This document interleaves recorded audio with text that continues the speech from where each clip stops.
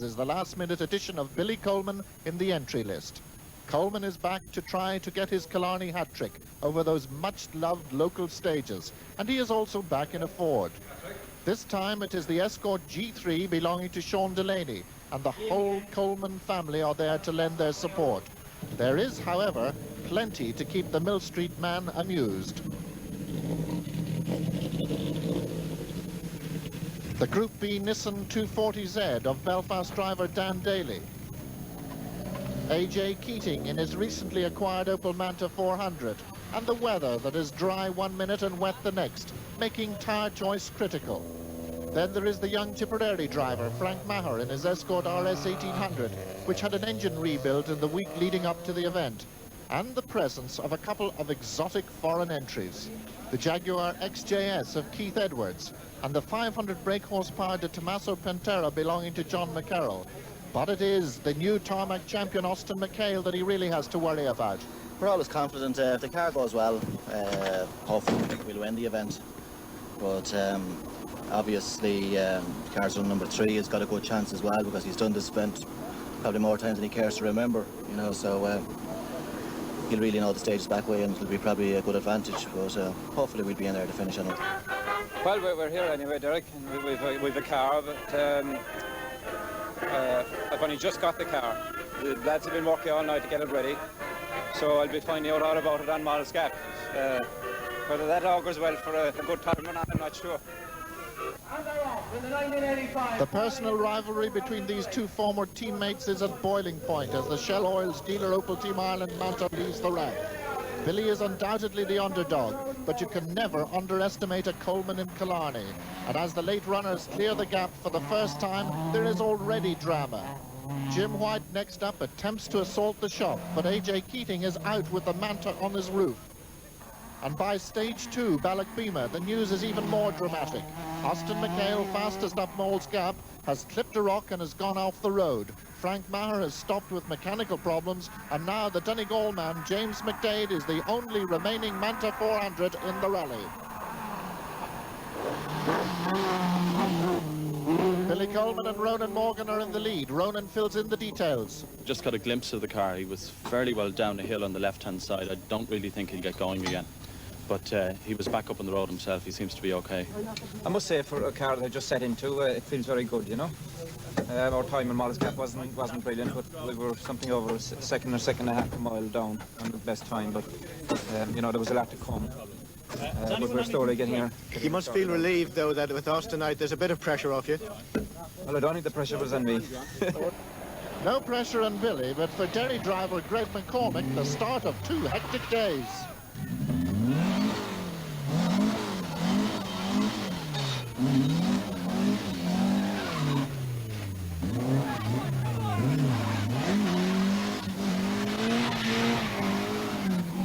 Not that that little incident seems to deter him greatly. Lawrence Gibson in the mighty TR8 is having gearbox problems. And Dubliner Michael Barrable will move up as high as 4th before an engine malady sidelines another great drive. No problems, however, for Coleman and Morgan. They are now able to pace their event, keeping a wary eye on the antics of those that follow. And some who do their best to emulate disasters of the past. By stage 6, Irish Shell supported driver Coleman has a 58-second lead over his pursuers. And to his great delight, they are John Moynihan and brother Willie, 2 of Coleman's young disciples from Millstreet. James McDade is in 4th place, recovering from memories of his big Donegal accident. And Barry Duggan completes that amazing showing of the Millstreet men with his Escort in 3rd place.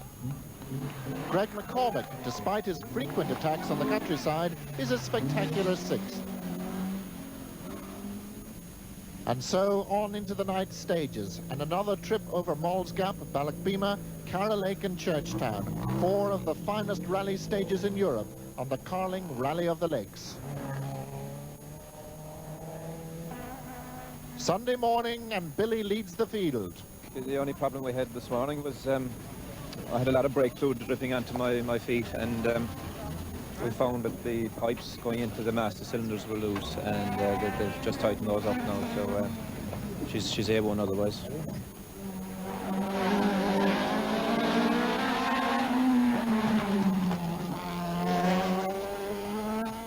Behind him come those Millstreet disciples. John Moynihan is inspired in the ears 2-litre Escort.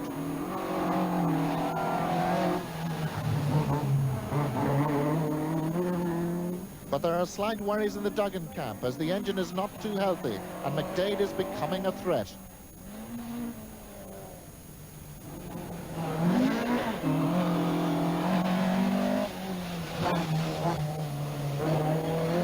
McAnallen entertains in the Alumac Manta, while Tig Deneen and John Vernier keep very close company at the top of the gap. Lawrence Gibson in the TR8 and Charlie Hickey going spectacularly well. Castletown Bear Haven at Sunday lunchtime. John Moynihan's Escort gets a brief respite as its owner walks to keep the Millstreet trio intact. Cod's Head, the most westerly stage in the rally, gets an artificial haze from a late runner, while Tig Deneen, also from Millstreet, tries very hard to catch his fellow townsmen. Ardgroom, stage 20 out of 22, and no change at the top. Coleman now is over 2 minutes ahead of Moynihan.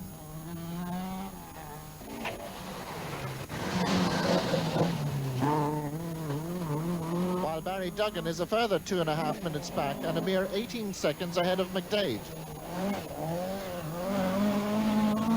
And that man McCormick is still trying and in 5th place overall. McDade's return to form will snatch 3rd place for the Donegal crew on the very last stage. And as John Moynihan scuttles towards the finish, we'll leave the explanation of the Millstreet success to Billy.